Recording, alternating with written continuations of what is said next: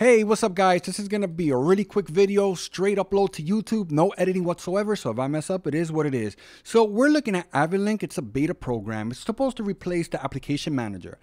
A lot of people didn't really like the application manager. It's kind of forced on us. We have to use it.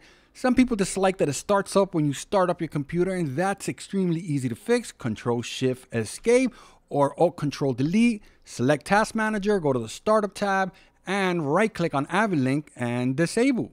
I currently have it disabled. One of the problems by disabling this, it's not going to start up with your computer. If you use Media Composer first, it requires this. You have to sign in order to use Media Composer.